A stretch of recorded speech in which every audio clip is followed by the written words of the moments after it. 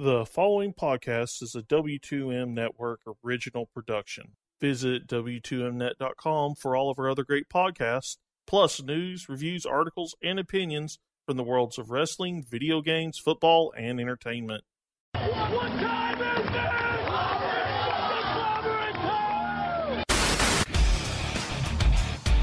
I started to question myself if I was watching Lucha Underground and I had accidentally flipped over to Cinemax. Not a whole lot of faces shown as far when it comes to Brenda, so yeah, you're spot on there, buddy. This is the house that AJ Styles built.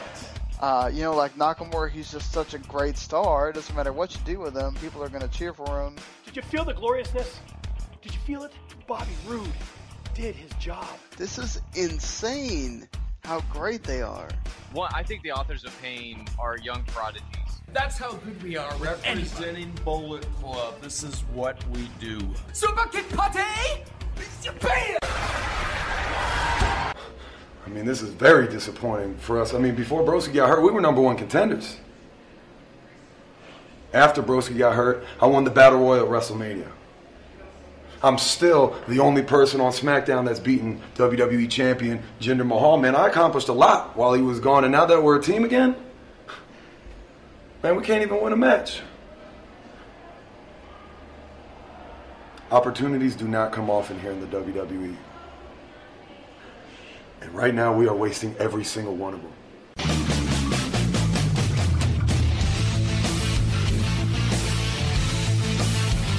Ladies and gentlemen, wrestling to the max.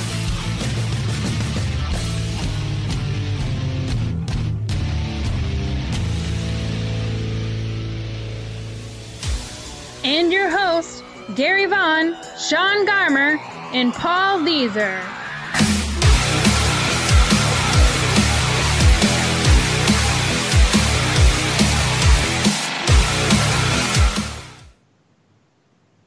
Hello, everybody, and welcome to Wrestling to the Max, episode 264, part 2, and we are brought to you by W2Mnet.com. That's right, the place where you go find all the great wrestling content that you can handle, and of course, everything else under the sun when it comes to entertainment, video games, and sports. Trust me, great site to go check out. Would also thank another couple of sites that also support us, FormulaOneMania.com, as well as Last Word on ProWrestling.com. They are both amazing. Appreciate all that they do for us.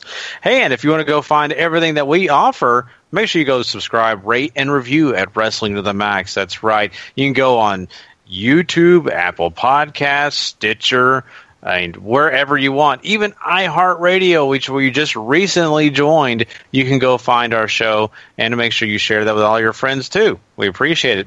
Of course, I am your host, Gary Vaughan, and along with me is Mr. Paul Leazar. Heyo. And tonight, once again, we are without Sean Garmer, not by choice, trust me. This is not a situation where Paul and I have got a coup going on. This is something that has happened, sadly, because, well, things happen, right?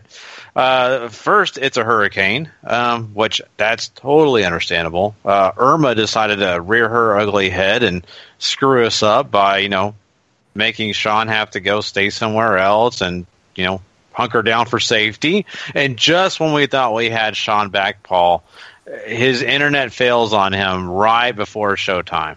Right, literally before showtime. Honest to God, I was shocked he still had power and internet when he got back to his place, so... You're not lying. Yeah.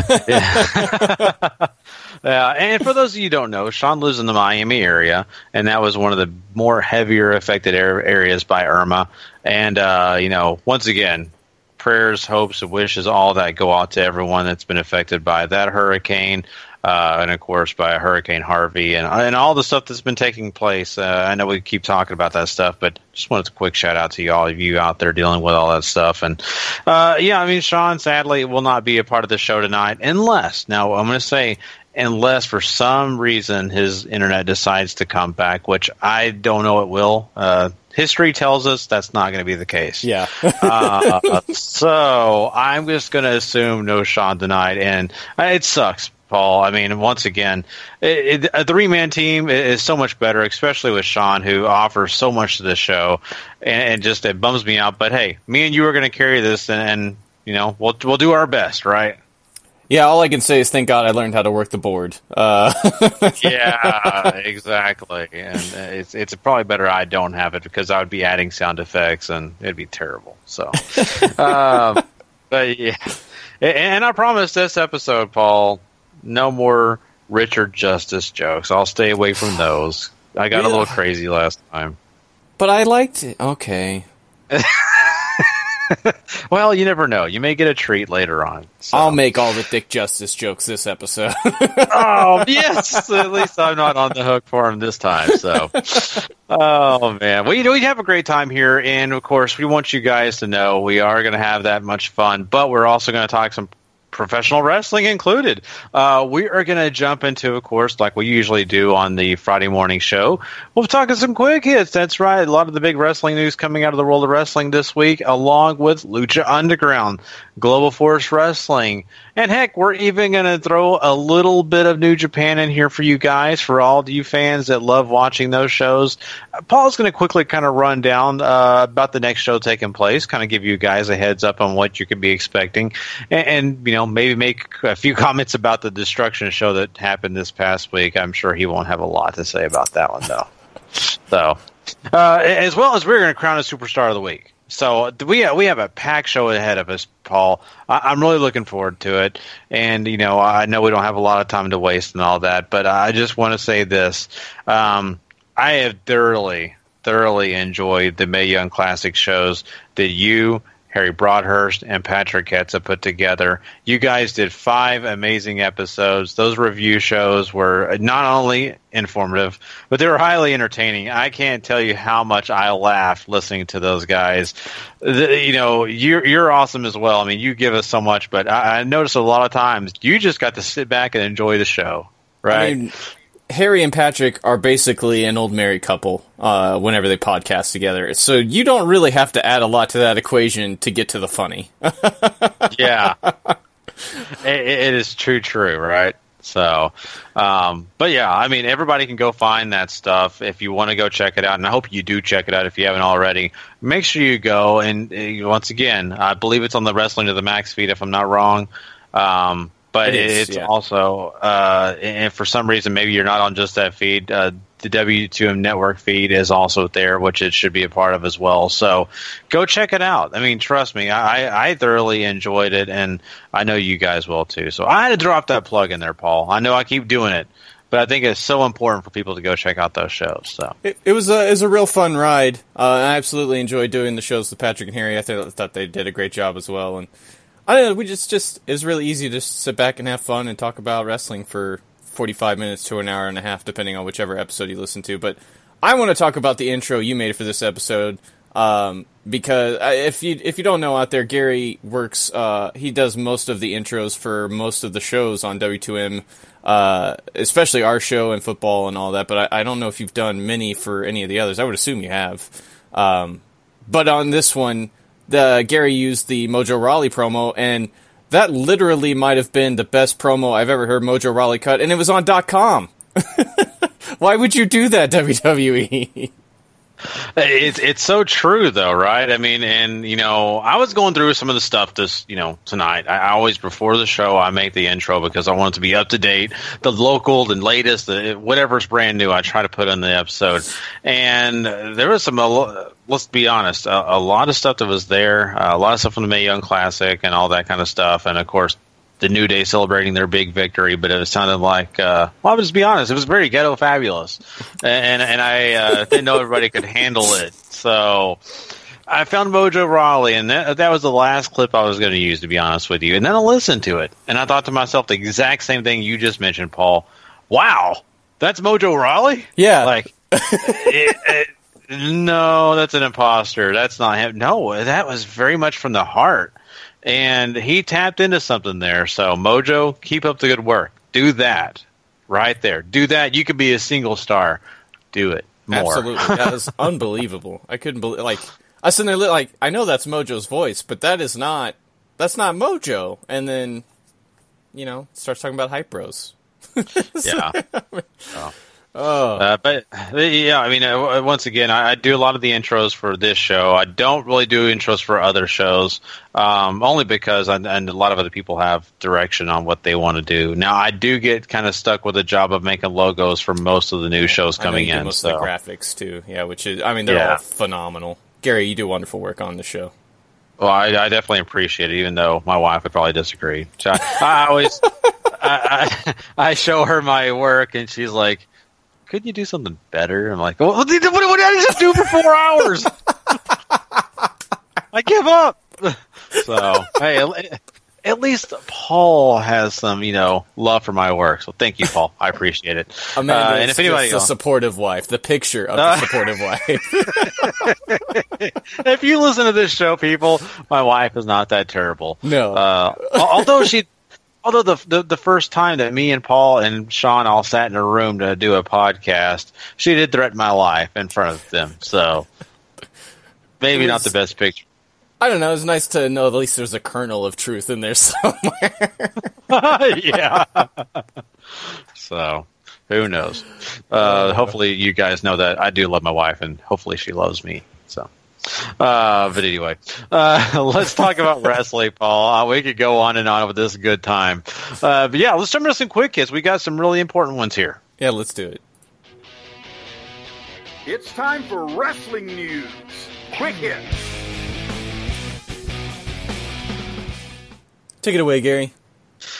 All right, guys. Well, once again, we start out the quick hits usually with sad news, if there is sad news, and we do have a little bit for you guys. Former AWA World Champion Otto Wanz has passed away at the age of 74. And, Paul, I don't know a lot about this guy. I really honestly never followed AWA. That was not my thing. I honestly have not even got on the network or anywhere else to kind of go back in history and really study it. I know a little bit, but I'm not really familiar with this guy. So can you let us know a little bit about him and what he did? I have a very brief picture of him, at least as far as personal watchings and stuff like that, because I have watched some of the later AWA stuff, just because it's where a lot of guys that we all became very familiar with during our lifetime started out. Kurt Hennig, Scott Hall, Vader, tons of others. But Otto Wanz was a former champion for them, but he really made his name in Germany and Austria first, which is where he's from. He's from Austria.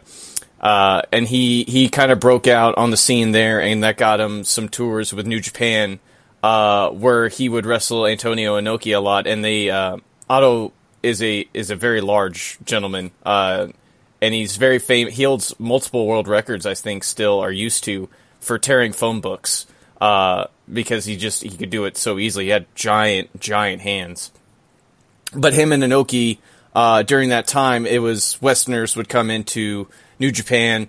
They would be built up really big only to face Inoki and lose because Inoki was the hero, and at the time, that's sort of how Japan booked wrestling for a very long time. And you still see it every once in a while in promotions that aren't New Japan, I'll say. Yeah. But he made his name there, and then he founded a very, very important wrestling promotion called Catch Wrestling Association that he ran until 1999.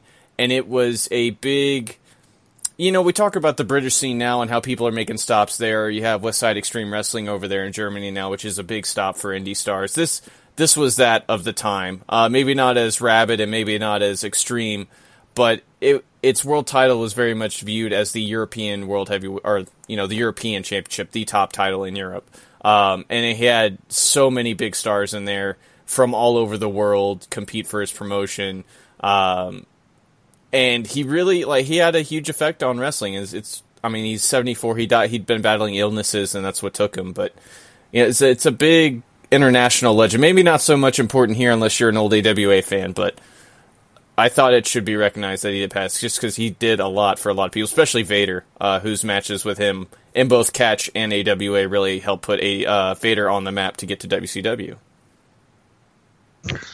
Wow. See, and those are the important things in history that, sometimes we overlook, right? Mm-hmm. And some of the people that really have an influence on those people that we do know a lot about. So, And I appreciate that, and that's really cool to hear. I mean, Otto Wanz apparently, had a huge influence that I didn't even know about, and that's really, really awesome to hear. And I hate to hear that he passed away, but once again, I mean, he was the reason why we have so many of these other great stars, and that's really the cool thing I love about wrestling, right, Paul? Is the fact that really wrestling is built upon the backs of those before you.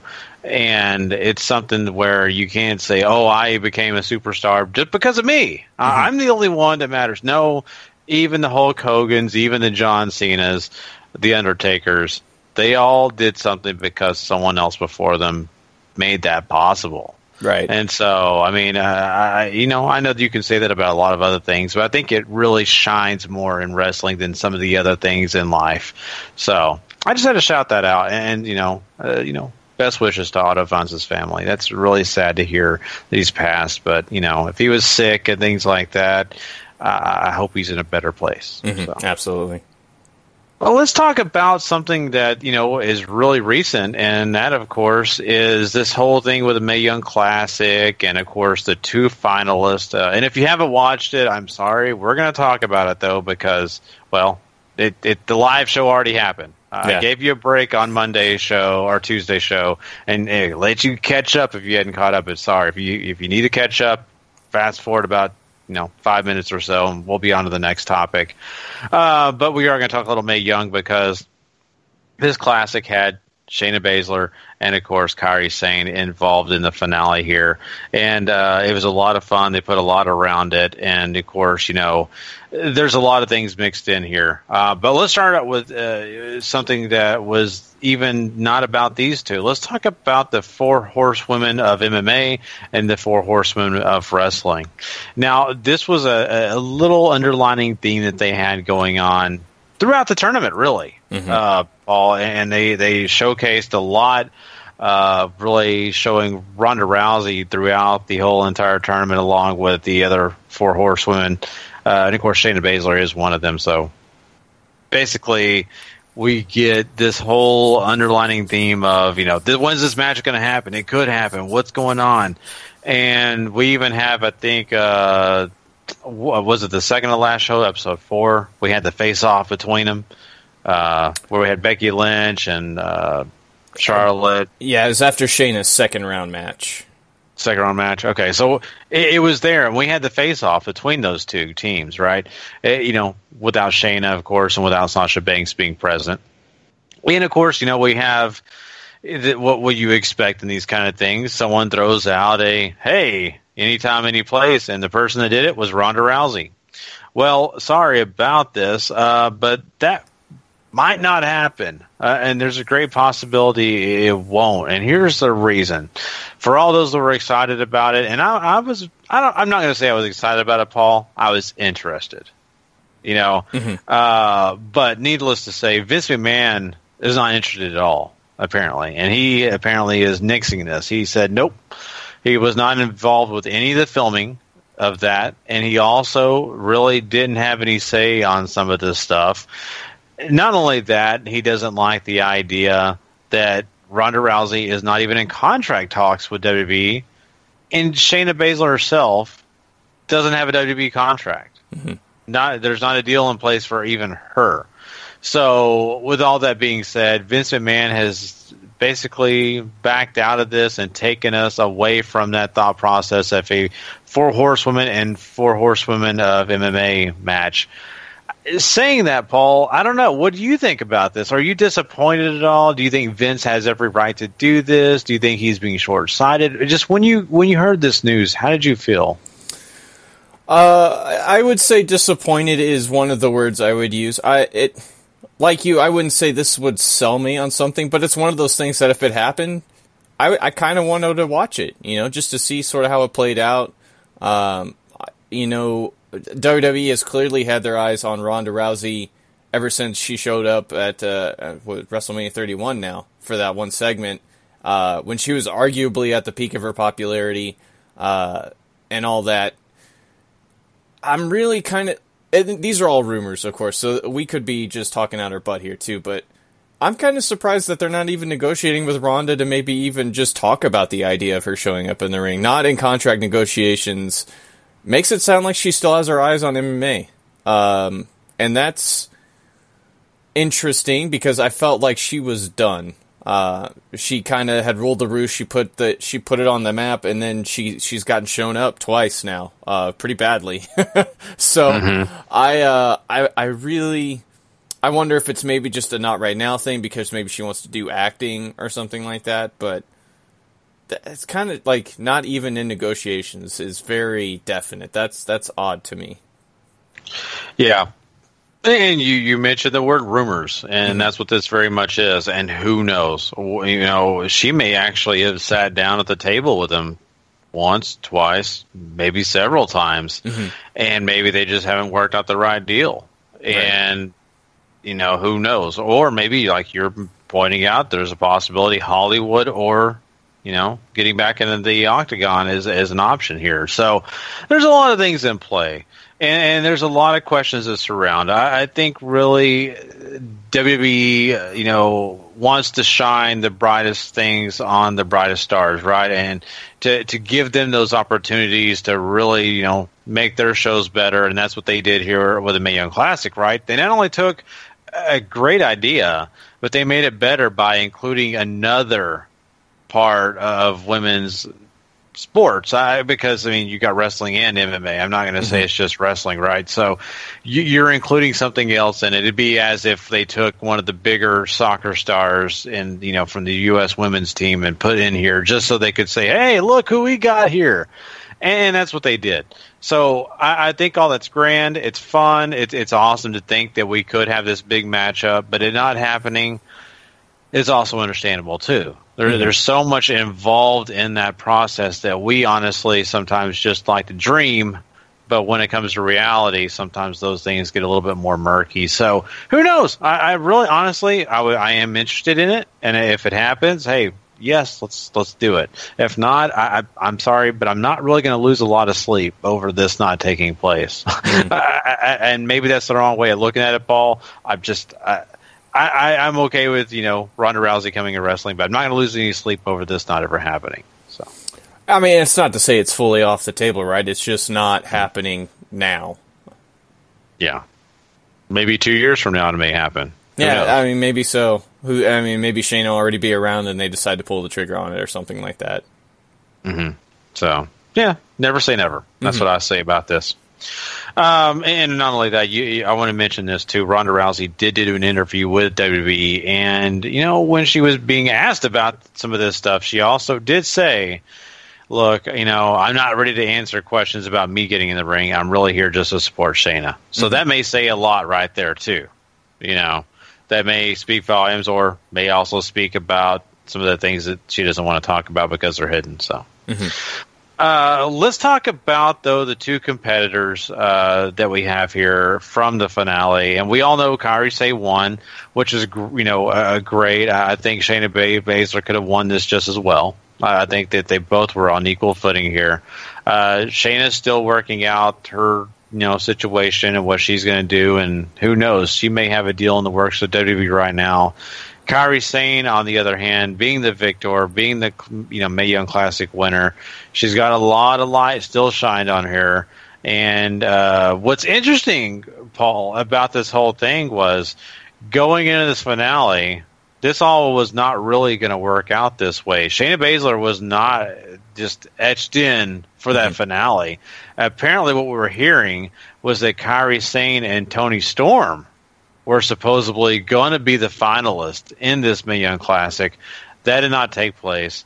They made it the semifinal for those two, and then, you know, went ahead and did the Shayna Baszler bit, which is fine too. But it's very interesting to me, just taking that aspect. I mean, what do you think about that? How would you have felt if it was Toni Storm in that final?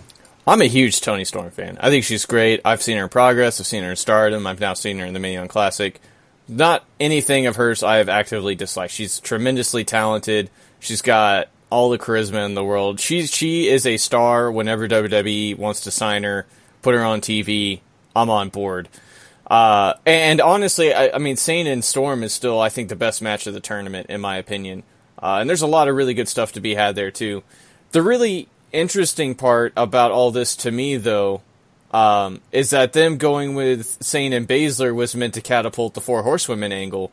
Because I was sitting there during the finals, and I was expecting the match to go down, Kairi to win, and then maybe have the Horsewomen come in and celebrate with her a little bit, and that brings in the MMA chicks who are all ready to defend their girl because, maybe the wrestling is rubbing it in their face or whatever, and that leads to the stare down, and that's what takes you to Survivor Series or whatever with that. But them not doing that, them strictly focusing on Sane, is sort of where I'm willing to believe what we just talked about, and that maybe Vince really has nixed it for now, and it's just we have Kairi Sane in this great crowning moment, and all that great stuff, Mm-hmm. No, for sure. And, you've got to, be interested for sure to understand the direction of where they were going, who they really liked. And for Toni Storm to at least be mentioned in that means a lot. And I think, like you, Paul, they've got a lot of interest in her and the work that she provides. And so that's really, really positive. And I'm, really happy to hear that for her. So, Kairi Sane being the victor was really cool. I think it's awesome, especially for the fact that we had Asuka leave NXT, and for us to have another Japanese, star, especially in the women's division. It's going to be a lot of fun. And what we're hearing now, which is kind of interesting, is the fact that she will actually be given a chance to, try to get that women's championship in NXT, right? And, I know, Paul, you said it's kind of spoilers, but I don't think it really hurts to tell people that, she'll be included in a Fatal 4-Way. Mm-hmm. To get a chance to earn her shot at the NXT Women's Championship. So I like that a lot better than our original thought of, oh boy, she's going to get a shot right away, a single shot. Mm-hmm. I mean, I would have been equally okay with her getting a single shot too, but with the title being vacated, this makes a lot of sense, right? She has this big accolade in her hat. No pun intended, because she does wear a pirate hat to the ring. But, you could take all that momentum and swing it into NXT, which can take you to TakeOver, and fill out the rest of the spots in that match with what they're going to do, which is with winners of qualifying matches to fill out the rest. So I think this is really cool. Me and Gary talked about this on our NXT review, too, which you can catch that there. I mainly put this in here so we talk about it with Sean, but since he's not here, I almost feel this is a little bit redundant, but I really like this idea a lot. I've been contemplating wanting to go to this show just because Houston really isn't. I mean, it's a long drive just because anywhere in Texas is a long drive, but it's in our neighborhood, and I didn't get to go to Dallas, so I really want to go to a TakeOver. I honestly didn't realize that it was taking place in Houston, and I'm already like, oh, how much money do I have to spend? Not that I'm wasting money on TV, but, compared to, hey, your kid can go take ballet lessons or you can go to a wrestling show. It's like, ooh. Yeah. So nonetheless, I mean, I think it'd be a lot of fun to go to. Am I going to go? I don't know. But I probably won't. But like you said, the drive is a pretty good distance, and I have vacation coming up. But trust me, I want to be there, Paul. I do. I want to see Kairi Sane live. I want to see these other competitors, whoever they may be, live. Yeah. And that's going to be a blast, man. I'm really kind of bummed out. And I know when it comes on the network and we're watching it, I'll probably have a tear in my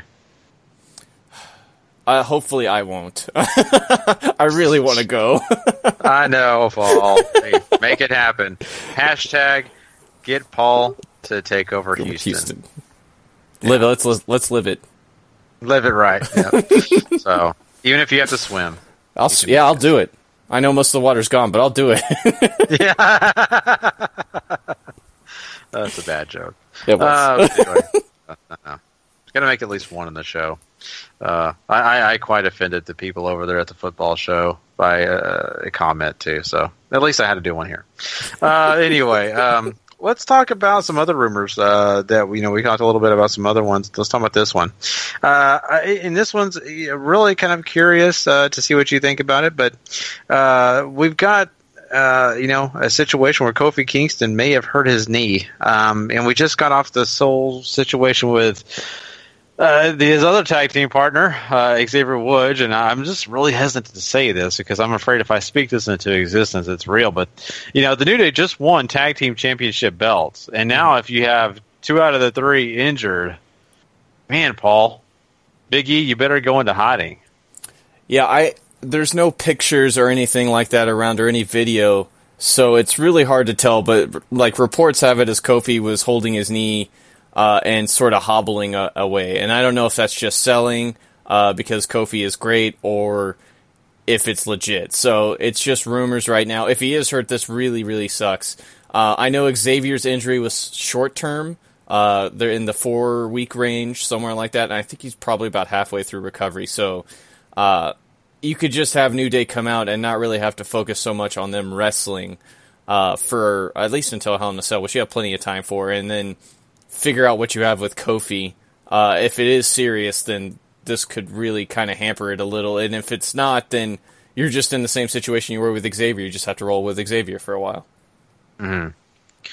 Yeah, I mean, they can get around this, especially if it is short term. Mm-hmm. If this is even true. Once again, this is a rumor. It was kind of funny. We were talking about the Xavier Woods injury pretty soon after it happened, and we were talking about him being gone 6 months, a year. Yeah, we were expecting the worst. Yeah, and in the next episode, it's like, hey, he's just going to put a Band-Aid on and he'll be back, right? So... Yeah, so don't believe Paul or I on this. Just wait till it actually comes out in the news what's going on. But these are rumors, once again, and I hope it's all fake. So, hey, at least that's a little fake news that you can enjoy. Hashtag fake news. Yeah. Let's talk about this. This is kind of interesting, too. And this is something that's a huge rumor. This is one that Paul, I know you would say, got to take it with a grain of salt here. Yeah. But the rumor we're talking about is John Cena could possibly facing The Undertaker. Yeah, the guy we thought was retired or, could still be retired. Maybe taking on John Cena at Survivor Series. And, this is something that would definitely be out of left field for me. I would not see this coming. But if this does happen, he could be appearing on WWE television basically as soon as No Mercy. Wow, Paul. Yeah, this is pretty nuts. And I know I think this is the 30th edition of it.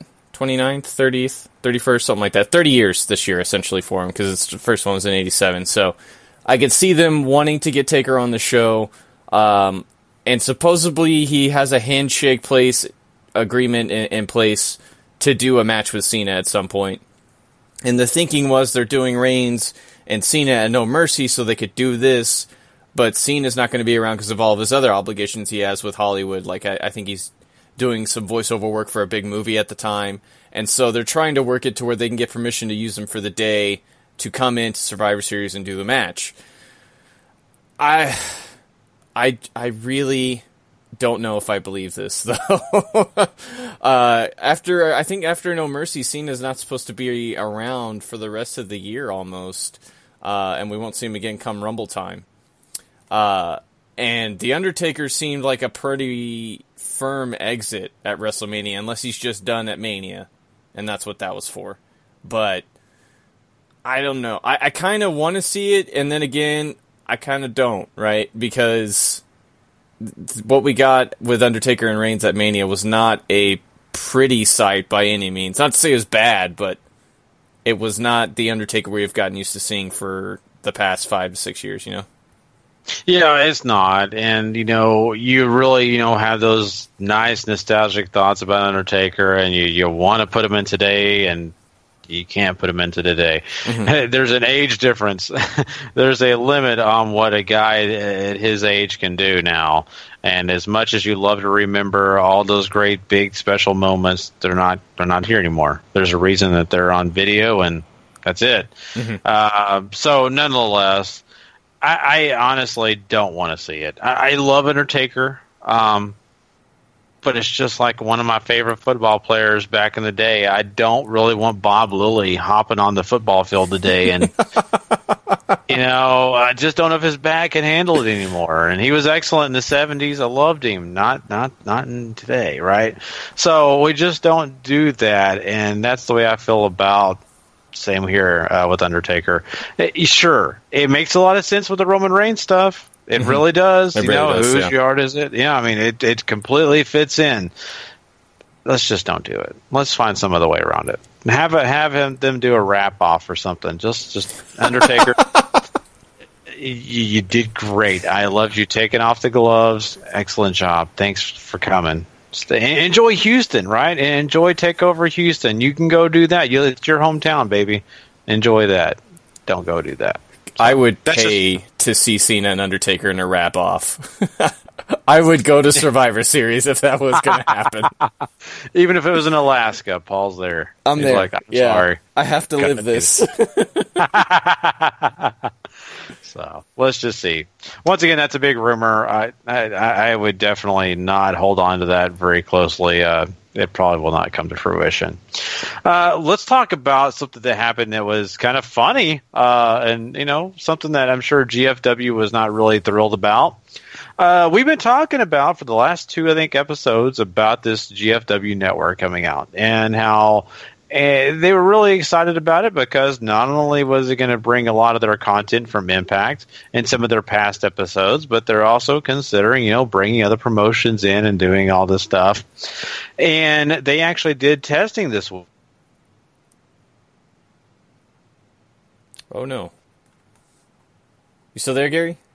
Yeah, I'm here. Okay, yeah, I can hear you now. You vanished on me, and I was concerned. Oh, okay. Okay, as long as we're good. Yeah. So basically, where we're sitting here is GFW testing their new app, their new service, right? It got a little shaky because other people got involved. People from the outside got a chance to see their content. It all got unlocked. So people were getting a chance to see the full scope of what this network had to offer. And, of course, they shut it down pretty quickly because they did not want that to happen. Now, what do you think about this, Paul? And also, why don't you tell us a little bit about what people peeked into? Yeah, so apparently there's a video up with Josh Matthews telling you everything you could get for the site and everything like that. And they have, so their archive content that they're going to have on there is the old TNA pay-per-views from 2004 to 2017, which really sucks because I was kind of hoping for the early weekly stuff to be on there too, but that's not included. You have the one-night only events. They'll have old episodes of Impact. They'll have British Boot Camp Season 1 and 2, TNA Legends Series, TNA Greatest Matches Series, and Unfinished Business pay-per-view series. I don't know if that really does a lot for other people, but the older pay-per-views, like I said, are worth your time. And to me, this really sounds like a mix of the WWE Network and what Ring of Honor does, because they give you discounts on ordering live pay-per-views and discounts on merchandise, but they don't, like, you're not getting it as a part of the stream, right, for your $5.99 here. And they're going to start adding content from their overseas international partners too. So Crash, AAA, Noah, whoever else they manage to get on board and get in bed with, plans are to have them on this network as well, which could be where the value comes in. And it's going to be, like I said, $5.99 a month. It's going to be available on Androids, iOS, and they're going to launch on Xbox, Roku, and Fire TV sometime in the near future. But I don't know if this grabs you at all, Gary. I don't know. Is this worth $6 to you?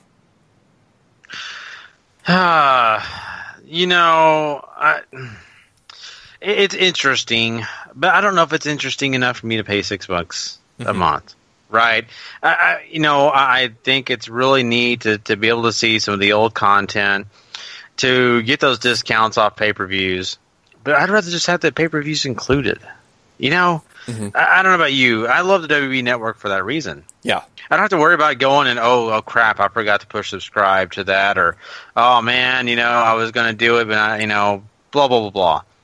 This is just easy. And, when I get on the network also, I kind of already know I'm going to get to see other promotions, not just that one.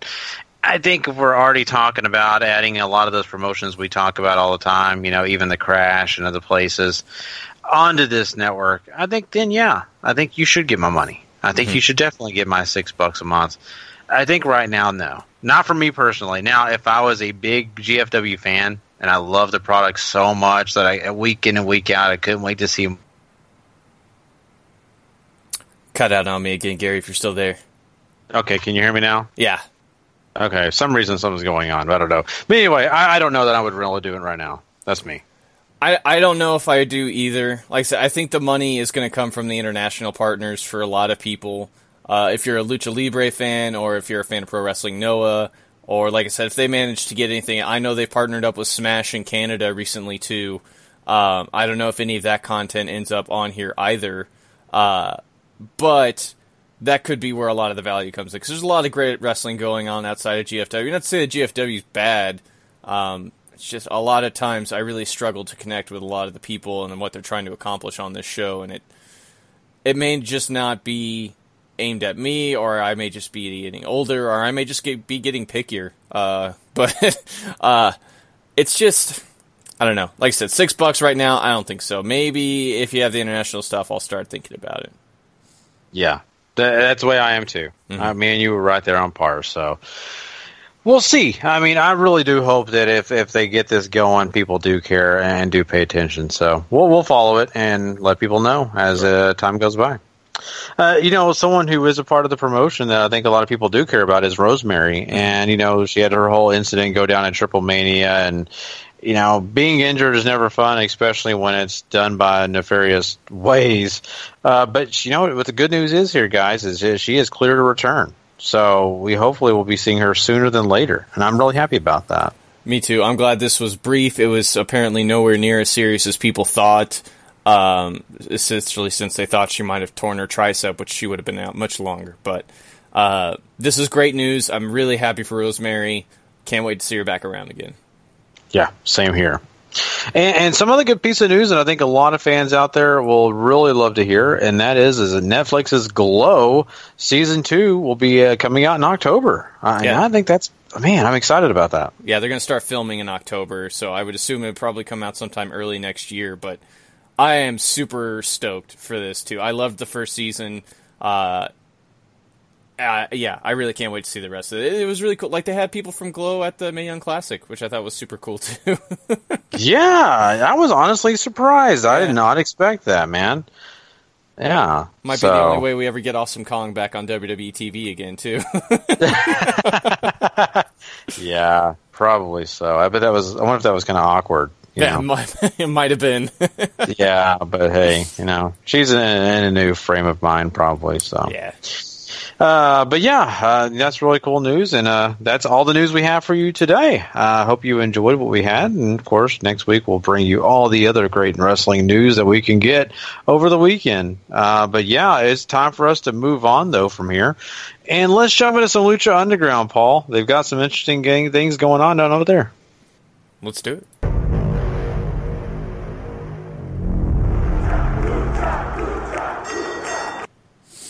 All right, so we're only 2 weeks away from the beginning of Ultima Lucha 3, and we're here for the 100th episode of Lucha Underground, which was the big landmark for them, because this is where they can finally start seeking out syndication deals that we talked about earlier this week. And this episode opens with Worldwide Underground doing what they usually do backstage. Ricky Mandel shows up to reveal that he has legally changed his last name to Ricky Mundo in tribute to his hero, Johnny. And they all laugh at him. I'm laughing because this is just too surreal to be true. And Johnny tells him, dude, you got to find a new name because I'm the only Mundo here in Worldwide Underground. You got to change it. And Ricky's all excited because, he thinks they're just sort of giving him a hard time. He thinks he's in. Like, he's officially a part of the group now. And maybe he quickly learns differently because Mundo, as Worldwide Underground is coming out for their 8-man tag, makes Ricky sit out for changing his name, and instead has replaced him with Marty the Moth. And this leads to Mundo, Taya, PJ Black, and Marty the Moth taking on Prince Puma, Cage, Sexy Star, and Phoenix. So you basically have a lot of stories tied up into all this. 6-minute sprint or so here. You have Black and Mundo hitting a version of Chasing the Dragon, and then just double teams start coming out of everywhere. Finally, however, Johnny Mundo hits the end of the world on Prince Puma to get the victory for his team. And post-match, Marty does some more creeping on Melissa, she finally strikes out and slaps him, and Phoenix comes in and lays him out with an absolutely vicious super kick. Yeah. Man. Hey, hopefully that taught him a lesson, though, right? I mean, man. But, Marty the Moth, hey, you got to say this. He's persistent. He sure is. Man. But, yeah, I mean, nonetheless, I got to say, Ricky Mundo has a ring to it, right? It sure does. So, sorry, Johnny. I just recently changed my name, too. I'll have to show you the ID. No, that'd be so funny. But no, I think that was great. I love all that stuff. It was a nice way to start the show. Mm-hmm. It had comedy. It was so lighthearted, to be honest with you. Compared to some of the times, honestly, they start Lucha Underground sometimes just so dark and just like, creepy and weird and things like that. And this one, it was just like, hey, welcome. A lot of fun. And then, of course, the first match was just a great time as well, right? Mm-hmm. Some good action there. I love a little bit of what they did there. So, in the beginning, I was really happy. I really liked all this, and that's a good way to start a show. Really cool. Right. And then we start tying in all the stories afterwards, right? So you have that post-bit match afterwards. Ty and Sexy Star are then announced in the last Luchador standing match for Ultima Lucha, since they never really settled all their beef from when Sexy Star was still Lucha Underground champion. And then we cut backstage to where we see Jeremiah Crane bringing Cage's gauntlet to Katrina, but he's only going to give it to her if he can get a kiss. This enrages Mil Muertes, who shows up just roaring off a screen and absolutely murders him. Yeah. And this allows Katrina to pick up the gauntlet. Cage shows up and says, you can't do your whole disappearing act because the gauntlet's too powerful. It's blocking you or whatever. So she ends up dropping it and disappearing and running away, while this allows Cage to jump into the fray, and now they're all fighting. And Dario Cueto, from out of nowhere, sneaks in and steals the gauntlet back. Oh, Dario, you done goofed. That sneaky snake. Yeah. Yeah. Yeah. No, I mean, actually, all this was really good. And I think Crane, I'm sorry. Once again, I laughed. I thought that was awesome. But no, I mean, I love how they make this item so important. Mm-hmm. And it means so much to so many people. And so for it to all work out this way, and honestly, a way I didn't think was going. I really did not see Cuerto getting it. Maybe I'm just not following the story close enough, but I just thought to myself, wow, this is a new wrinkle that I kind of like, and I want to see where they go with it. So I think it's positive, and I think, now we're going to have, Cuerto become even more evil. Yeah, I really don't know where they go with this, right? Because Dario was supposed to give the gauntlet to somebody he did, so unless it's done its job, maybe it can spread more, bad juju around. Well, I guess I have to wait and see there. Mariposa, Marty the Moth are going to take on Phoenix and Melissa Santos next week, which that ought to be very interesting. And that brings us to an Aztec Medallion match as Pentagon Dark takes on Dragon Azteca Jr. This is a really, really fun 6.5 minute sprint with all the stuff that you, I guess, watch Lucha Underground for. There's lots of high flying, Pentagon, basically being Pentagon, and it might as well just be considered a god within the temple. Just people love this guy. He ends up getting the win with a big running package pile driver after crotching Azteca up on the top rope. He teases breaking his arm afterwards, but here comes Matanza to chase him off. Dario, however, stops him from finding Pentagon since they still have some beef, and tells him to destroy Dragon Azteca since that's Mysterio's protege. And, of course, Matanza acquiesces. And then here comes Rey Mysterio to make the save, and that leads us right into the match. And I guess before we talk about that, I should have let you talk about the last match, Gary. No, what I liked about this is you have Dragon Azteca, really, given his opportunities here, there, and everywhere, and yet Pentagon Dark, mm-hmm. Pentagon Dark is just taking care of business, and no matter what Dragon Azteca throws his way, and finds a way to kind of put him in his place. And so I've just thoroughly enjoyed it. I thought it was a really entertaining match. I was, of course, having a problem because I love Pentagon Dark, and no matter what he does, I'm just happy. So I don't care if he's facing Taya or whoever he's facing. I just want to see him crush him. Mm-hmm. And he did his job here. He didn't get a chance to break the bones, but at least he got the win. I love the face-off with Matanza, though, going back to, that second Ultima Lucha 2, right? Mm-hmm. So that was neat. I still love it. I love that matchup. But, yeah, I think it was a pretty solid match. Yeah, I agree entirely. So that brings us to Rey Mysterio taking on Matanza Cueto. This gets the lion's share of the time this week. This goes almost 12 minutes. Lots of shenanigans here and there with Matanza. Really, basically Matanza is super exuberant, and that might not be the best descriptor, but he's really eager to get his hands on Rey, and that leads to his downfall at times because Rey can really sort of take up and start taking advantage of his overeagerness. However, it was not to be. Rey goes up for a moonsault press. However, Matanza just catches him with ease. Wrath of the Gods. It's all over. Rey, however, got a foot on the ropes, and Dario ends up pushing away before the referee sees it. So, a little bit of a save there for Rey. And then afterwards, Matanza grabs a chair and hits a Wrath of the Gods on that with Rey. And Dario is very eager to have Rey destroyed, so Matanza just absolutely annihilates him with a chair on the outside.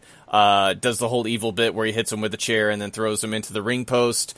And this pleases Dario enough to where Matanza picks Rey up and carries him off. So he's either about to be sacrificed or eaten or God knows what, because weird things happen here. Yeah. You're not lying. There's no telling what we could see next week. So I'm really intrigued. And, I was surprised throughout this process that Dario Arquette wouldn't have an Orlando Jordan moment. Was getting very scared at times because he was very thrilled about this whole Mysterio getting killed situation. Mm-hmm. But nonetheless, I think it makes sense. And for them to take down one of the biggest baby faces Lucha Underground has to offer, of course, Rey Mysterio is pretty much the biggest baby face anywhere he walks in the door. Mm-hmm. So, nonetheless, this is great. Now we have to find out what's the next step, and I can't wait to really find that out. That's going to be the most fun part, and I think they did a good job of the match overall. It was a perfect formula for what a Rey Mysterio match is against the big guy. And, sure, it is formulaic. Sure, it has a lot of the same stuff you've seen over and over again, but I still think they put a pretty good match on. Really happy with what they got here. I agree with you entirely. One of the, this is one of the better episodes of Lucha Underground we've seen, I think, this season, although it's harder for me to remember the earlier parts just because of how long the break was, but... Really all great action, and it's all building towards Ultima Lucha very well. Yeah, very much true. And, I think if they would have actually given us the Rabbit Tribe in this, we may have had one of the best episodes ever of Lucha Underground, but with no Rabbit Tribe means no Gary given 5 stars. So. But anyway, that's pretty much Lucha Underground for this week. Really, once again, happy with this episode. Hopefully next week's just as good. But let's just go ahead and jump into GFW right here, Paul. Let's go ahead and talk a little bit about that now. Absolutely. So we're continuing with more Lashley and American Top Team stuff. We get to see them show up and bully some people around backstage. And this immediately leads into a match with Garza Jr. taking on Braxton Sutter. Who, of course, obviously have some beef going since Garza was talking to Allie, and Braxton don't approve of no man getting up in her woman's jam. And this leads to Garza winning in about 5 minutes or so. I thought this did a pretty solid job of getting the crowd going. You have Allie sort of getting involved because Garza ends up going for a dive. Braxton, however, puts Allie in harm's way, and that stops Garza, giving Sutter a chance to win before he's ultimately put away with a super kick moonsault combination to put him down. It is very interesting, right? And it's for a weird reason. It's hard for me when you kind of know backstage right? And you kind of know the reality of things. It kind of bothers me in a way, but then again, it doesn't. So, Braxton Sutter, Allie, they're married in real life. But here they are in this, and their boyfriend, girlfriend. And now you have basically Braxton becoming a heel. And he's putting her in harm's way. And so is Garza going to sweep Allie off her feet? That's the big question, right? And steal her away. So kind of awkward for me because I know behind the stage is like, hey, here's my wife, take her. But anyway, I think that it's definitely an interesting story, and I don't know that I'm super into it only because I'm not into Braxton Sutter. I'm not. It's hard for me to care. I don't know. No, I'm with you. I'm not a big fan of his work. Honestly, he doesn't really pull me in. The thing is, I am interested in this because I do still enjoy Allie, and I don't know, them doing the essentially Macho Man Miss Elizabeth shtick here with Sutter blaming Allie for the loss and then immediately apologizing and trying to haul her off to the back, and Allie sort of initially putting up a fight before eventually acquiescing.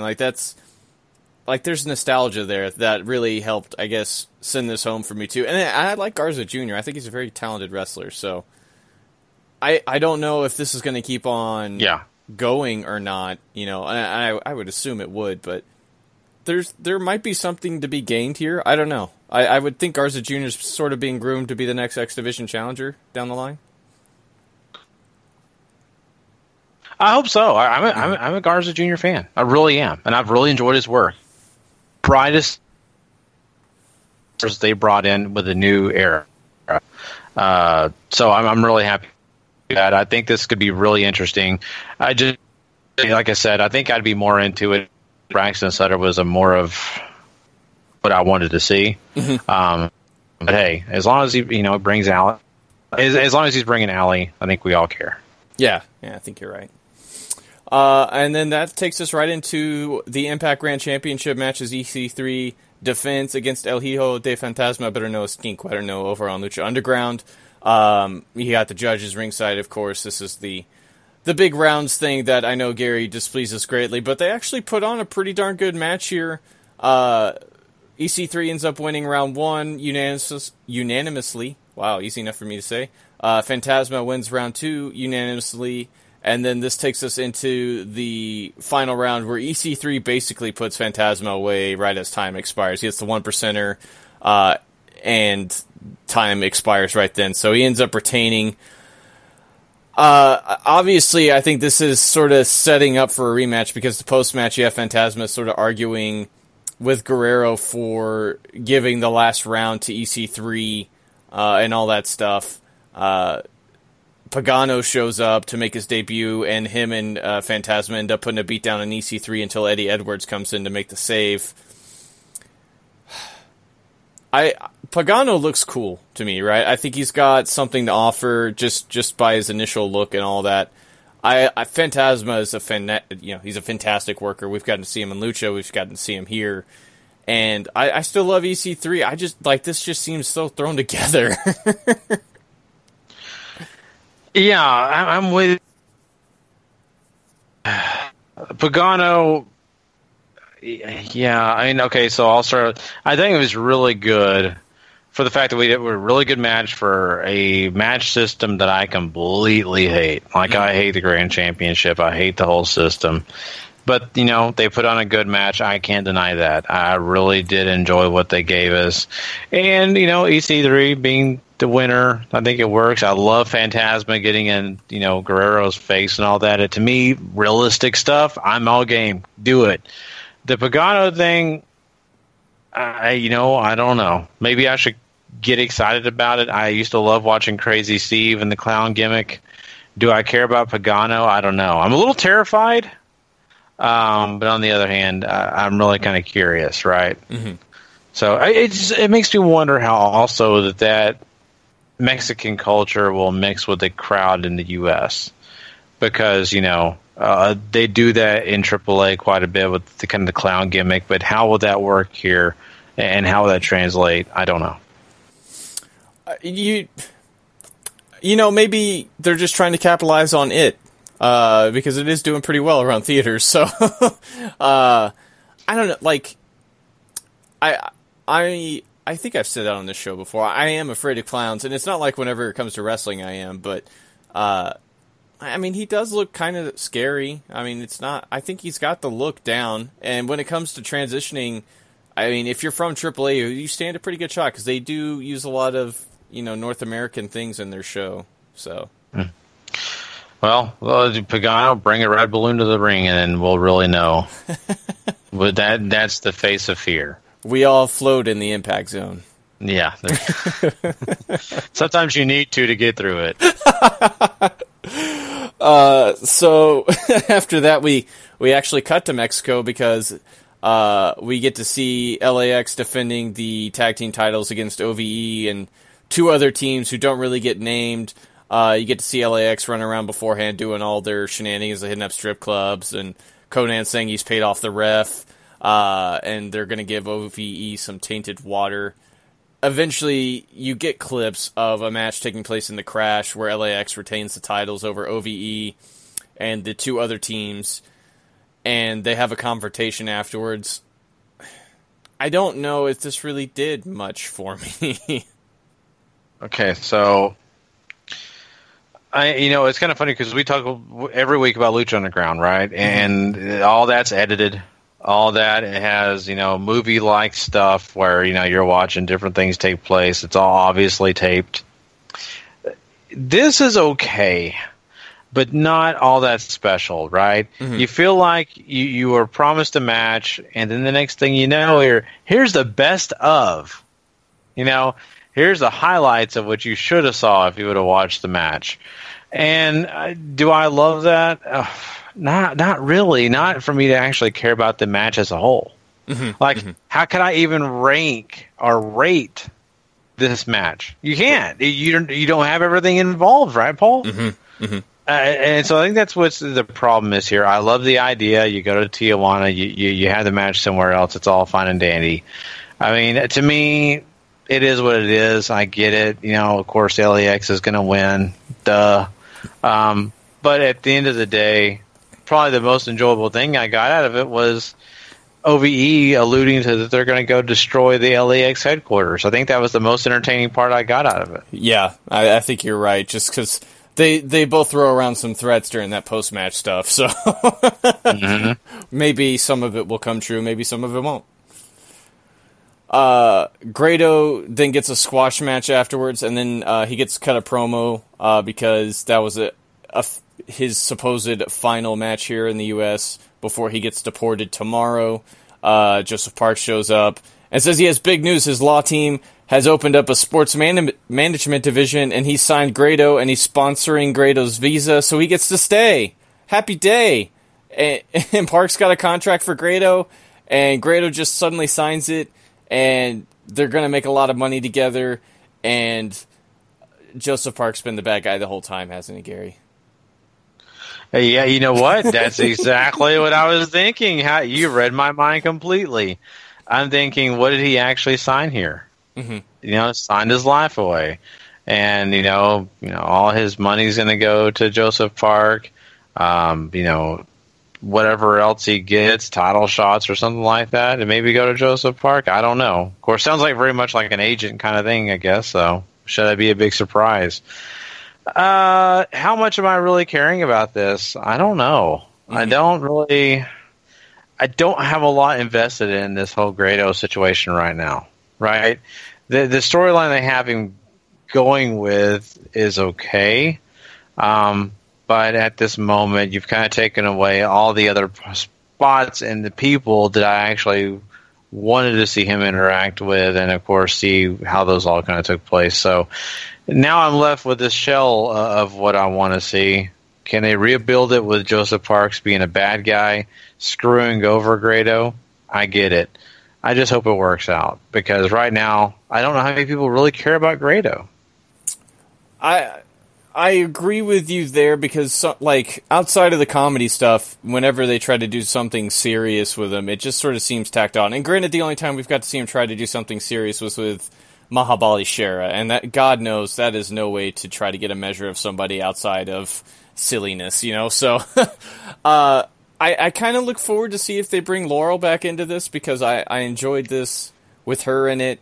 I'm sure this will tie back into Congo Kong and whatever they got going on there too. But I don't know. Yeah, I don't know if I'm so down for that. But watching how Laurel reacts to all this is sort of where my interest lies, just because I enjoyed that. I thought that was fun.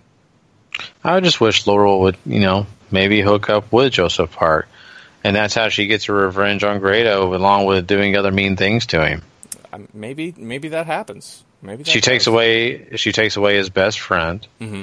She takes away his money because, well, his best friend was signed a contract with him. Right. And then she finds other ways to humiliate him. I think all these things work for an interesting storyline. Other than that, I don't really care to have her back involved, because I don't want Congo Kong back involved with Grado. I think that's fair. In your way, it works to generate more sympathy, so it very well could go that way. Yeah. See? Hey, I know all about sympathy. I try to gain as much of it as I can. Johnny Impact gets interviewed next. He puts over Low-Ki. They're going to have a number one contendership match later on, and it's something he's wanted to... Low-Ki's somebody he's wanted to wrestle for a long time, essentially. But before we get to that, you have a Falls Count Anywhere X Division title match. Sanjay Dutt defends against Trevor Lee. And this is basically, I think, more of the same with what we've gotten. You have the interference come in from Caleb Conley come in, and that ends up leading to Trevor Lee getting a roll-up on Dutt onto some concrete after Dutt, or after Conley had hit a super kick on him. I understand what they're doing here, right? The numbers and all that are getting him, and Trevor has played Sanjay into a situation where the stipulation worked out in his favor and all that. I have no investment in this feud, and it's not like the match was blowaway to make me feel like, oh my god, this was so great, I like Trevor Lee, I like Sanjay Dutt, I'm not invested. Oh yeah, I'm right there with you, man. I feel exactly the same way. I want to be invested, right? Mm-hmm. I want to care, but there's something lacking, and I'm yet to put my finger on it. But I feel like there is something that needs to happen, or someone else needs to be included to make me actually grasp onto this and say, hey, this matters. This is a selling point in this show or in this feud, things like that. And right now, they're just a bunch of guys having matches for a gold belt. Mm-hmm. And that's wrestling, but I think we should expect more, especially out of fan favorite. So we'll see what they do going forward. But at this moment right here, I mean, man, I don't have enough in me to really care about these guys. Mm-hmm. I'm right there with you. This does bring us to the moment of the show where me and Gary are going to make dick jokes, because Dick Justice is backstage warming up, and here comes American Top Team, and he wants to join them because he's American too, Gary, but he gets beat up for it. And that's okay, Dick, because you're too big for him anyways. That's right. I like what you did there, Paul. Hey, they laid this guy out. I mean, he was just a stiff, on the floor. So it's true. A stiff dick, so that happens sometimes when you get knocked the F out. But anyway, yeah, it does. It's true. But no, actually, this was not bad. Mm-hmm. I know it's a little hokey, a little cheesy, but I kind of like it because, these guys come in here and beat the crap out of a guy that's, a little bit considered a simpleton, right? Mm-hmm. So it garners sympathy and makes this team of dudes, super angry. Well, at least makes the crowd super angry at them. And I think that's a good thing. Cheap heat sometimes is pretty valuable. And that's what they kind of got here, right? So, poor Dick Justice. Hopefully he can get things and get erect and go back to work. Yeah, he was a little limp on the floor there as the segment ended. So, agreed. That brings us to the ladies' portion of the evening. Taya Valkyrie takes on Amber Nova here. This is basically a squash for Taya to look great. I don't know if there's a ton to talk about here because, we're pretty familiar with Taya. So yeah, we are, hey, Taya looked great here, right? Yeah. So That's the goal, and I think, especially for the fans that don't know much about it, don't get a chance to watch, or don't watch Lucha Underground, or didn't watch AAA, it's a good introduction, I have to say. I think they've done a pretty decent job introducing her. Now, we don't know a lot of backstory. We don't know a lot about anything else, but at least we have that introduction, and we can build from there. So, I think, a squash match, it's appropriate for this, and we'll see what she does next. Mm-hmm. And that brings us right into our number one contenders match. Johnny Impact takes on Loki. 12 minutes, Loki ends up losing here after missing the double stomp. He gets caught up in the ropes. Impact follows up with Starship Pain, and ends up getting the victory. I like this match. I was expecting a whole lot more, and it was just not meant to be, I guess. But Johnny Impact does get the title shot at Victory Road now. Yeah, I mean, and, it's the way it should be.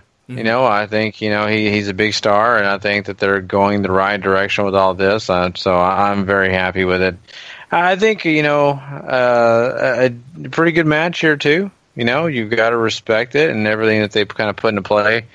But, I mean, overall, the way they treat this guy at the end, I mean, you kind of have some other feelings, too, Mm-hmm. Yeah, I agree. And then post-match, you have Eli Drake come out, and him and Adonis basically work a numbers game to where Eli Drake looks tall after he lays out Johnny Impact with the air raid crash. I mean, woo, I guess. Mm-hmm. Yeah, I mean, I know a lot of people aren't into Eli Drake, and he's just kind of there, right? I mean, I'm okay with him. I like the guy personally. I think it's because I could totally see myself hanging out with him, like, going out and eat or something, just visiting with him. But I don't know, he kind of has that sense of humor that I think I kind of like. But nonetheless, right now, the Impact Championship or Global Force Wrestling Championship belt, it means something. But at the same point, I look at this whole situation and say to myself, how much is it really getting a light on it? It's really not getting too much light. And I hate to say it's because of the guy that holds it, but part of the reason is, and the other part of the reason is because they're focused on some other things that seem to be more important to them than that title alone. So it's some interesting stuff going on in that picture. Which is really weird because you put your belt on a guy that you've basically built from the ground up in Eli Drake, and now this is the only segment on your show he's in this week. Like, I just don't get it. Like, I understand Eli is not, he's not the best wrestler. He's a pretty good talker, and there are times where I warm up to him, and there are times where I'm like, why do I like you? And this is more on GFW at times, I think, than Eli. Just like, this is the only time you use them? Okay. Mm-hmm. I'm just going to have to probably get over it and go lol GFW, but it feels odd for somebody who they're so invested in.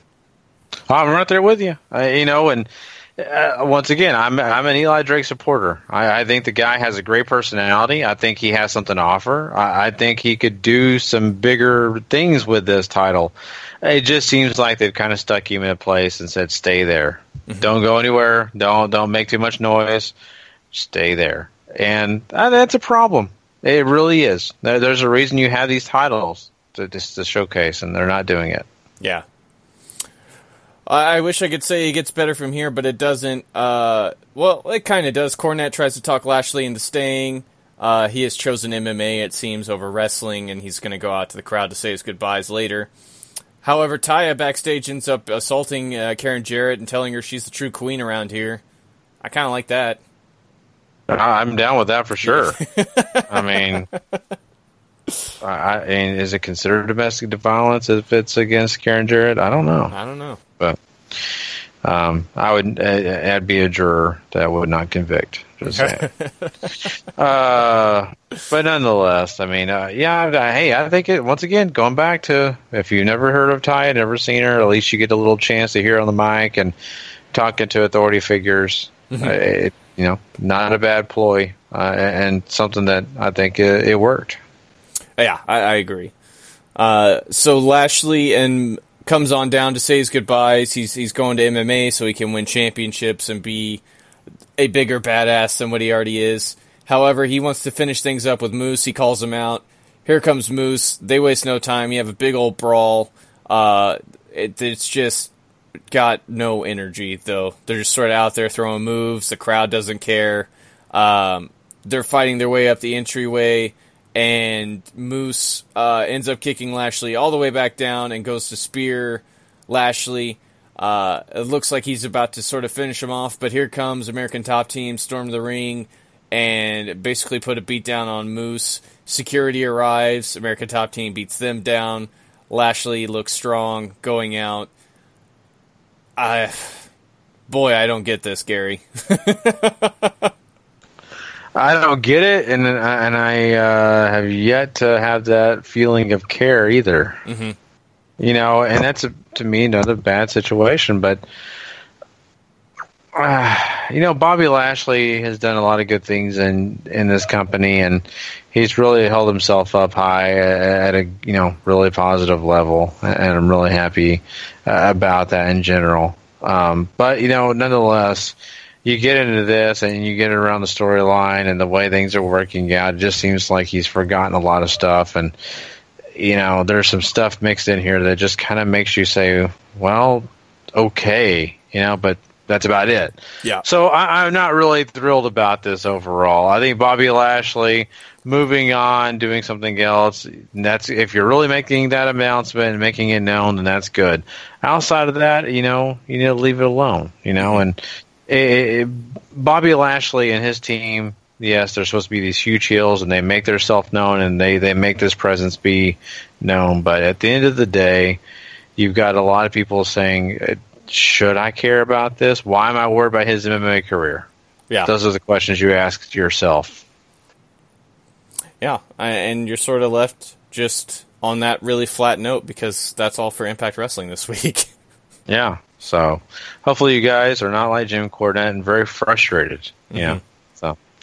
But anyway, well, yeah, you're right. That is Impact, and so we are going to move on from here. And Paul, you know, once again, Sean was supposed to be on tonight and kind of talk about this next week's weekend show for New Japan. I'd like you to just kind of maybe throw out a couple of you know, things about what happened at the last Destruction show. But why don't you go ahead and kind of break down this one that's coming up for people in case they want to tune in. Yeah, so New Japan had Destruction in Fukushima on the 10th, had some title matches on there. A lot of the undercard stuff was the usual stuff. I should mention that since the last time we've talked about New Japan, Hiromu Takahashi and Will Ospreay have gotten in a bit of a Twitter war, Gary, and Hiromu has called Will Ospreay a cat and has like made a bunch of pictures of him looking like a cat. And people at the live shows now are just, they're messing with Will, and they have all these cat pictures and stuff, and they're chanting cat at him. Wow. Now that, see, I've yet to see this or even hear this, but I could just imagine going, meow, meow, meow, meow, meow, meow, or meow, meow, meow, meow. You know, they're doing that anyway. Too. It's the most brilliant thing in the world, Gary. It's so wonderful. Okay, so I just need to get a clip of this and watch people drinking out of a dish full of milk. Yes. So much so, I think on one of the Road 2 shows that Will Ospreay even painted his face up like a cat, so he's sort of steering into the skid almost. Oh my god, this is amazing. Hopefully Road Dogg doesn't show up and scare everyone away. It's so brilliant. So Fukushima, like the undercard stuff is fine, and if you're interested in what's going on there, especially the Young Lion stuff, you can go ahead and check that out. War Machine retained the tag team titles over Guerrillas of Destiny and Killer Elite Squad. I'm hoping their next affair is much better, because they do have a rematch coming up on the show I'm about to talk about, but this was fine, if a little cluttered. Like they were almost trying to do too much at times, and sort of killed the match a little, if you ask me. You have the Never Openweight 6-man tag team titles successfully defended once again by LIJ against the Chaos contingent of Kazuchika Okada, Rocco Romero, and Toru Yano. this might have been the best match on the show by a large margin, because the main event of Suzuki and Elgin fails to deliver, and you already knew it was going to once they made it a lumberjack death match, which just has a terrible, sorry history in New Japan, because, one, it's Suzuki-gun, and you know that means everybody and their mother's going to interfere all the time, and two, this could have been a really great match, and it just never had a chance because of stipulation, and they can't seem to ever get out of the way of booking Suzuki-gun and just being interfering heels all the time, and that's all they are when you have so much more on your hands. So, a really unfortunate show, maybe the worst one we've seen all year from New Japan, which is really sad to say. However, Hiroshima this weekend, I believe it's on the 16th, promises much more. Because one, it's main evented by Tanahashi and Zack Sabre Jr. for the Intercontinental title, which should be wonderful. You have Kushida and El Desperado going head-to-head for the IWGP Junior Heavyweight Championship, which should also be terrific. You have that rematch, as I mentioned earlier, for the IWGP Tag Team titles, with War Machine once again defending against the Guerrillas of Destiny and the Killer Elite Squad. And you have the newly minted Junior Tag Team champions in Ricochet and Ryusuke Takuchi defending against Taichi and Yoshinobu Kanemaru. And I like half of that equation, and Taichi can just go away forever, in my opinion. And then, of course, you have your usual undercard tags featuring all sorts of different storylines tied in. No young lions except for Leo Tonga, who, of course, is Tama Tonga and Tonga Loa's younger brother, who's actually been kind of impressive for somebody who hasn't been inside the New Japan dojo all that long. So, lots of stuff to look forward to. I'm much more excited for this show than I was after Fukushima, because New Japan usually bounces back pretty hard after they have a less than stellar outing. They usually come back pretty strong. And those two at the top of the card are just guaranteed to deliver something awesome. So, look forward to all of that stuff coming your way. Yeah, definitely. And, if that bounce back show really is something special, that means a lot, because, let's be honest, when you get a bad taste in your mouth, you need to get it out as soon as possible. So hopefully that does work out. So, all right. Well, you know what, Paul? I think we only have one thing left to do on this show, and that is crown a Superstar of the Week. So why don't we go ahead and do that now? Let's do it. Superstar of the Week.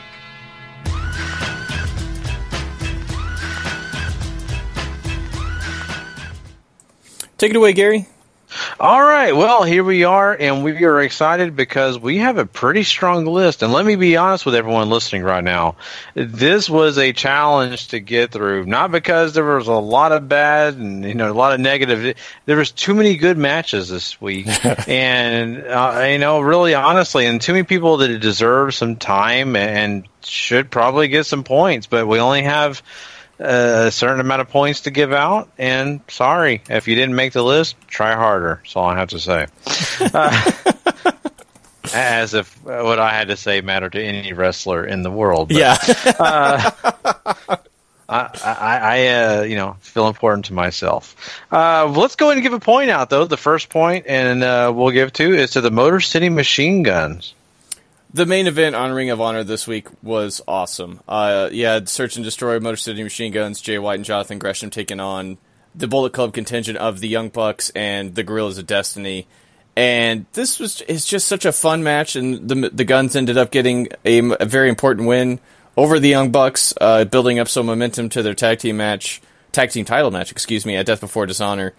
If maybe the match had meant a little bit more, I might have ranked higher, but it's just so good. You got to give them some credit for something, and we could only give them a point in light of everything else that happened this week.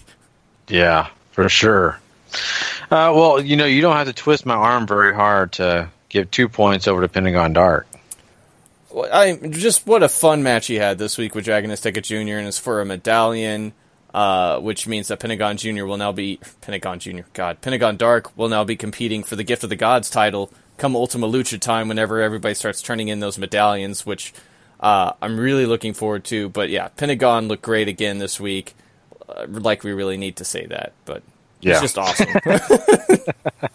We just have to throw it in there. Let's give 3 points over to Kairi Sane. Spoilers, Kairi Sane won the Mae Young Classic. Oops. Yeah. She, maybe not her best performance of the tournament, but it was still very strong, and they drug a crowd that was less than interested into caring very highly about what they were doing in the ring by the end, and that says a lot. And the whole event was really about Kairi, and what a wonderful moment it was, and for that, Kairi gets 3 points and a much-deserved round of applause from us, because she performed great throughout the entire tournament. Yeah, for sure. Just really excited to see, and hope to, get more points for her going down the line. So we're going to give 4 points to Braun Strowman. I mean, how do you not give a lot of points to a guy who not only no-sold a German suplex from Brock Lesnar, but absolutely destroyed him, and then turns around and annihilates John Cena in the same night? If he maybe killed like Roman Reigns, I mean, he might have gotten 5, but Braun gets 4 and a hearty pat on the back, and my sincerest hopes that he's our next Universal Champion. Yeah, I'm behind you on that 100%. So, and we are going to give our 5 points and crown the Superstar of the Week, and that person is, well, there's 3 of them actually in one group. The New Day. That's right. What I mean, that street fight with the Usos on SmackDown this week I'm just gonna say, is the best match on TV that we saw this week. Phenomenal stuff going on there. The great back and forth these two teams can have, seemingly pulling out great matches on a whim. And the New Day just happened to get the victory and win the tag team titles once again. And I mean, honest to God, they could probably feud forever, and I might not be too upset about it just because there's nobody else for them to fight. Oh, man, ain't that the truth? Oh, that division. We talk about it week in, week out. They need to fix it. But, hey, I'm just happy for the New Day. They've been doing such a great job lately. Honestly, this whole feud between them and the Usos has been super positive. I can't tell you how much I've enjoyed watching their matches, so... Hey, if they want to give us more of them, continue to do so. I'm not tired just yet. So, but yeah, I mean, the New Day is our Superstars of the Week, and really, happy for them. And, of course, that takes us to the end of our show here, Paul. And, had a lot of fun tonight, had a lot of good things. We're still, sad that Sean was not able to be a part of the show with us. We were really hoping tonight was going to be the night he'd be able to be back on. But, hey, the guy, once again, does so much, and he needs a break sometimes, and hopefully it wasn't his choice, but hopefully he got more rest and, able to do some other things. So we miss you for sure, Sean. Wish you could have been on the show. But, make sure everybody knows where we can, be found, and that is, of course, on W2Mnet.com. You can find all our great stuff. Also, search out Wrestling to the Max wherever you get your podcast, YouTube, Apple Podcasts, wherever, iHeartRadio. You can just type that in, and you will find us, and you can go ahead and subscribe. Go ahead and rate and review as well. That just gives us your feedback. Lets us make the show better for you. That's our goal. Make sure that we give you the show that you want to hear. As well as, also don't forget to go check out some other great places. We want to give us some support out to FormulaOneMania.com along with LastWordOnProWrestling.com. Both are great supporters of ours, and we encourage everyone to go to those sites and check them out as well. And, also go check out a lot of the stuff over there at W2Mnet.com when it comes to the world of wrestling and other great stuff.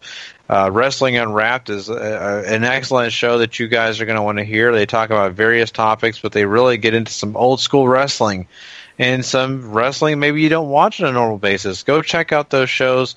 They do a great job over there. Harry and Patrick are hilarious, like we talked about earlier in the show, as well as make sure you go check out many of the other great wrestling podcasts that the network has to offer. So lots of cool stuff. Just really happy, that we were able to get together tonight. And yeah, Paul, we are done. So until next time, I'm Gary Vaughan. He's Paul Leazar, and we will catch you guys down the road. Have a good one, guys.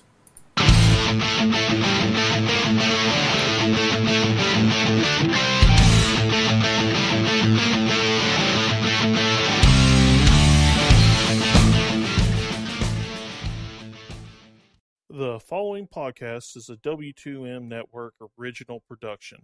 Visit W2Mnet.com for all of our other great podcasts, plus news, reviews, articles, and opinions from the worlds of wrestling, video games, football, and entertainment.